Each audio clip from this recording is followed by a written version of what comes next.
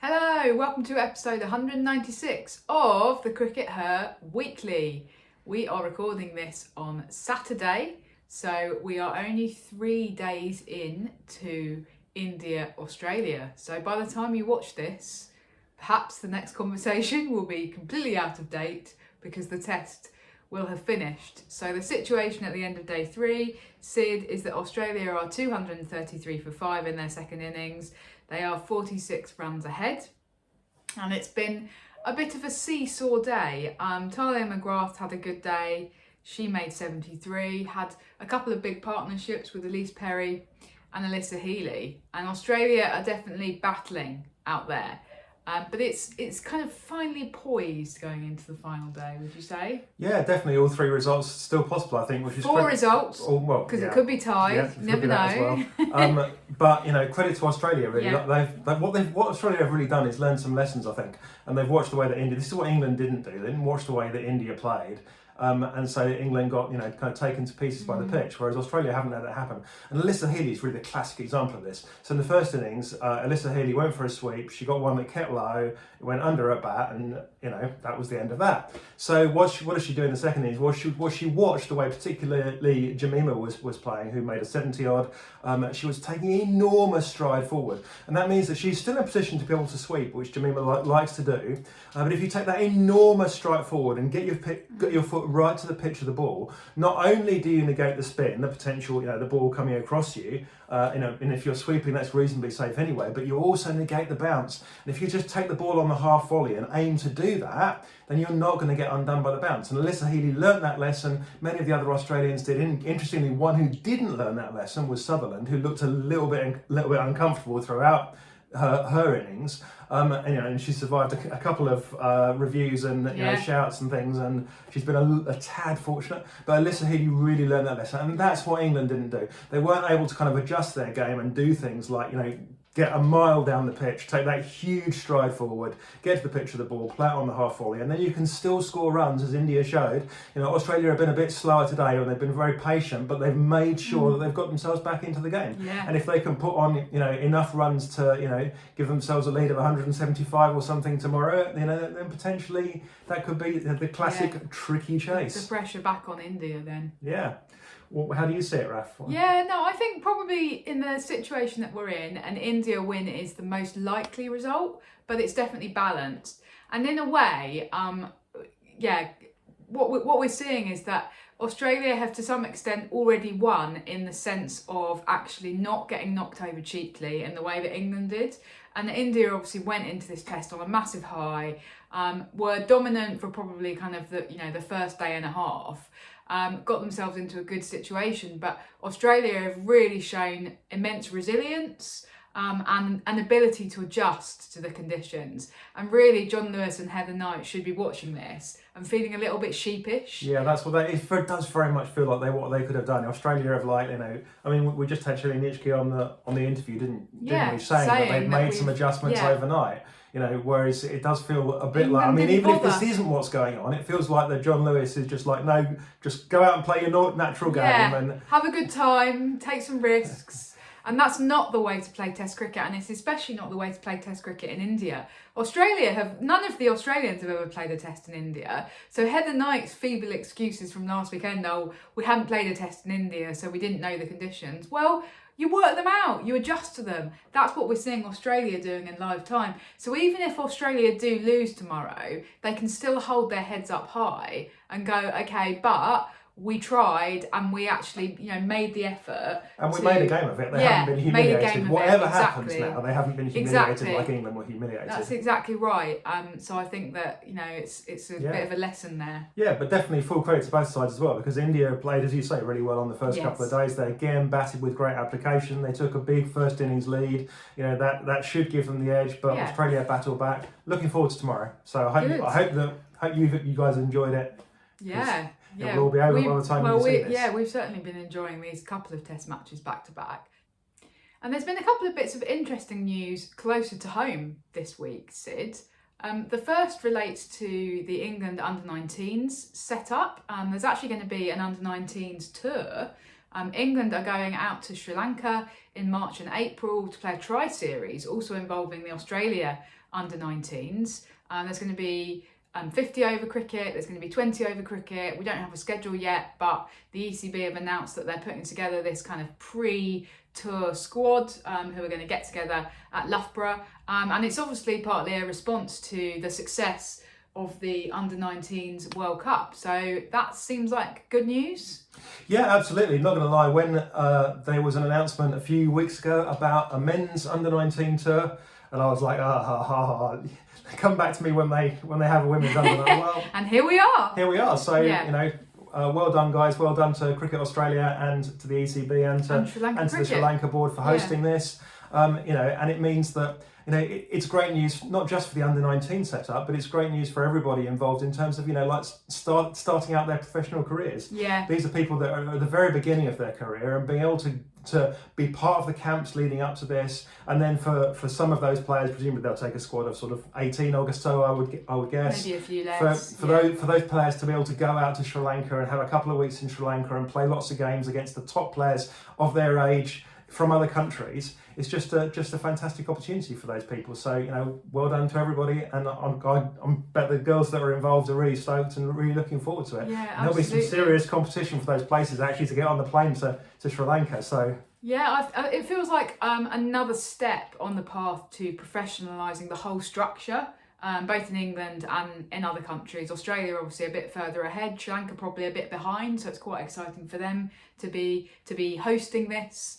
But I think it's great because it shows that there is some focus going on what's happening underneath. We saw that a couple of years ago with the appointment of Richard Bedbrook, and he's now kind of bringing in other assistant coaches and doing all these initiatives. Talking of which, there's been an interesting addition to the sort of under-19 staff, as it were.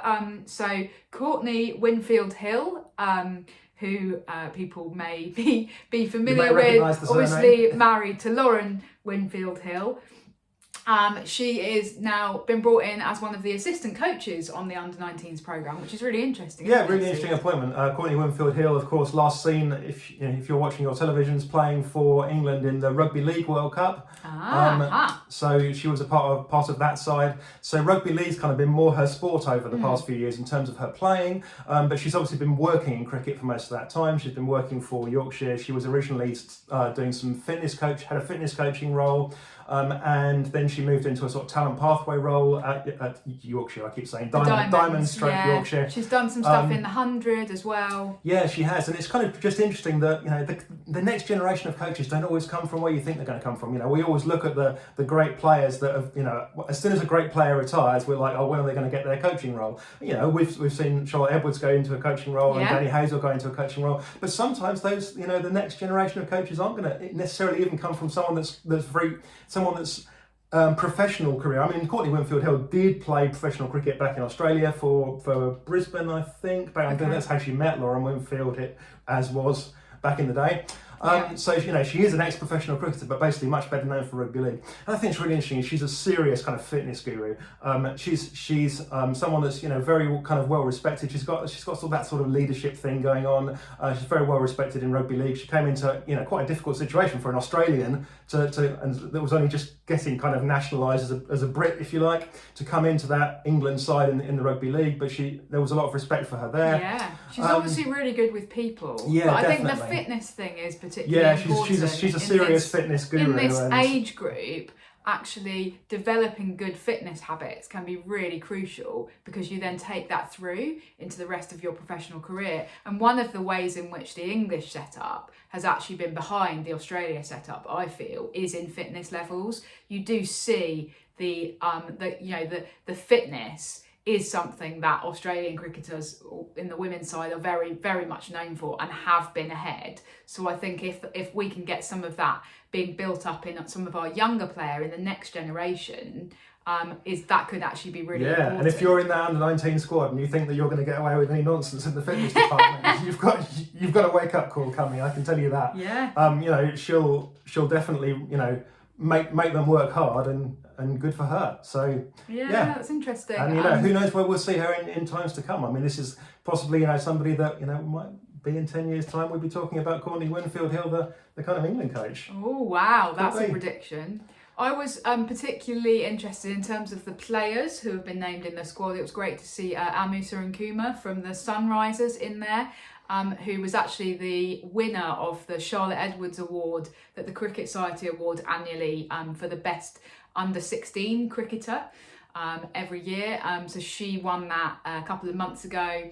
And I know that Sunrisers were really pleased for her. So great to see her kind of coming in and making her mark, sort of being recognised as somebody who could potentially be a really exciting England player of the future. Yeah, and someone that's potentially got two potential under-19 World Cups. I think a couple of those players in that squad do have two potential under-19 World Cups. I wasn't sure what the schedule was for the under-19 World Cups. Do we know when the second one is? The next one's been timed, so they know roughly when it's going to take place. So cool. Well, yeah, it's exciting. Now in other interesting regional news, Sid, there's been a few developments in terms of the restructuring process that we previously talked about. If you didn't see the episode a couple of episodes ago when we dissected our thoughts on the ECB's Project Darwin, then do go back and watch that. So Project Darwin is obviously this move to kind of fold the women's regions back into the counties. Men's county structures. Yeah, we probably will need to stop referring to them as the men's counties because they're going to have these women's teams attached to them. Anyway, it looks very much like Kent have set out their stall and are going to be bidding or responding to this tender document that the ECB are issuing in January by bidding to host the South East Stars with them. We know that Surrey already have said that they very much want the South East Stars with them, so that's going to be a big tussle. But perhaps slightly less expectedly, because very much the kind of dominant team in regional cricket has been the Southern Vipers, and they also have very much been tied to Hampshire. But if you speak to the new chair of Sussex, John Philby, then he will tell you that he thinks that Sussex are going to make a strong bid. So he actually wrote a letter to all of the members at Sussex this week. He said, in January, we're expecting to receive a tender document from the ECB, which will enable Sussex to apply to be one of the 8 fully professional county teams that will be set up in 2025. Members can be assured that Sussex Cricket will be working very hard to demonstrate that given our ground at Hove, the history of excellence in women's cricket, the availability of outstanding resources at Hove, Blackstone, Backer, and an exciting development at the University of Brighton, don't know what that is, we are very well placed to be one of the 8. So he is saying to his members, we are going to do our very best and we think we're in with a very good chance of being the host of the Southern Vipers. It's fascinating. It look like we're going to get at least 2 big tugs of war, and probably we think there's going to be one potentially in the West as well for the Storm franchise kind of thing. So I think this is really interesting actually, because he is very much kind of saying to the members that this is one of our big plans. And these are members who are going to be often quite traditionalists, who won't necessarily be people who are kind of women's cricket people, but he's almost making a case to say, I think that the way for us to remain relevant and exciting and at the forefront of the men's county structure is for us to have one of these 8 teams. Yeah, absolutely. It's what you were saying a couple of weeks ago, isn't it, Raf? That this is one of the ways to ensure that the ECB don't end up cutting you off. Yeah. If you kind of accept that, what we've talked about quite a lot, that ultimately what the ECB would really like to do is reduce the number of men's counties. If you can go, well, but I've got one of your 8 women's teams, top women's teams, so you can't cut us off. Yeah. You can cut other people off. Exactly. So it's fascinating. And that is the way. It's almost the case that they're making. Yeah, and that's how you sell it to your members. That's how you sell it to your board. Okay, there's going to be some financial outlay, but this is the way to remain relevant. Yeah. You have to view it as an opportunity rather than a threat. Yeah, so it sounds like that's what Sussex is doing. And is this new management at Sussex, of course, that Rob Andrews moved on to his job at the ECB. I think that Rob Andrews was reasonably well known to have shall we say, he was focused on the men's game. That's very diplomatic way of putting it, Sue. The new management have come in and they've gone, this is how we're going to, as you say, stay relevant. Yeah. So, these tugs of war are going to be really interesting though. It's going to be like Kramer versus Kramer. Yeah, and it's interesting. That's a rather dated reference. That's right, I understood it. Great movie. Sorry, you've rather put me off my stride there. Yeah, so I wonder the extent to which, because there's been talk on social media about, it's basically a foregone conclusion. Of course, Hampshire are going to get the Vipers franchise. But John Philby's actually kind of making a really interesting case in this letter. He's saying things like, we can offer the best resources.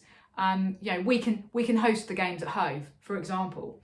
And it's what I said a couple of weeks ago, is you can make a very strong case to the ECB if you actually say, we will very much open up our best facilities for the women's team. Will Hampshire commit? We'll host all our games Will at Hampshire Hove. commit to hosting every single Vipers game at the Aegeus Bowl? That will be a tough ask for them, to be It honest. would be a tough ask, but that's the number of way games. that you win this tussle. Okay. Yeah. The other thing that John Philby is doing is he's appealing to history, of course, which obviously myself as a historian, I am I totally empathise with that approach. He's saying Sussex are one of the counties that historically have been really strong in women's cricket, and we were in there before anybody else was, actually investing in our women's team and treating it seriously. And I think that people at the ECB, continually get good crowds for and them. I think that people at the ECB will respond well to that, actually, because these are people, for example, Beth Barrett-Wild is somebody who was playing county cricket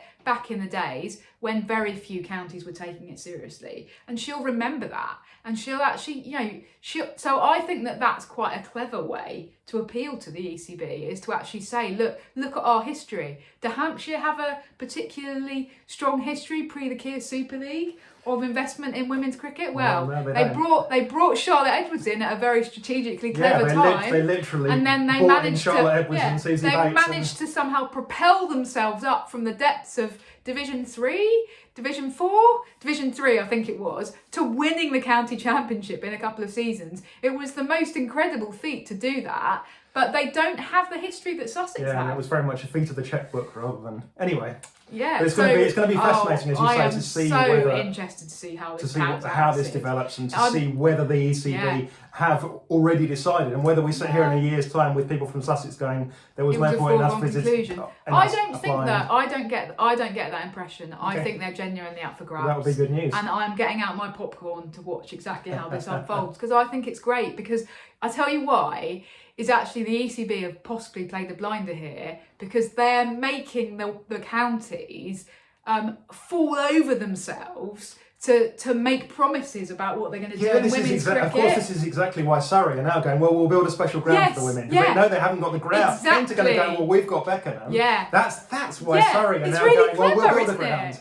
It's really clever. So I think the ECB play the blinder, and you're going to have counties falling over themselves to do things. What can we do that's better than our nearest rival bidders to get this team and host this team? And I look forward to Cheshire's bid for the North West franchise. Yeah, me too. Right. Okay. Go Cheshire. Shall we wrap things up there, Sid? It remains only for us to say, if you are celebrating, have a wonderful Christmas. We'll be back before New Year's to review. Raph will be wearing her Christmas hat. Oh my goodness, I didn't wear my Christmas hat today. You're going to wear it for the New Year review, Raph. Oh, I'll wear it for the New Year review. Okay, yeah, we'll look forward to bringing you the whole wrap up of 2023. But yeah, have a lovely Christmas if you are celebrating. Hopefully have a lovely holiday if you're having some time off. And thank you for being loyal viewers / listeners to the Cricket Her Weekly.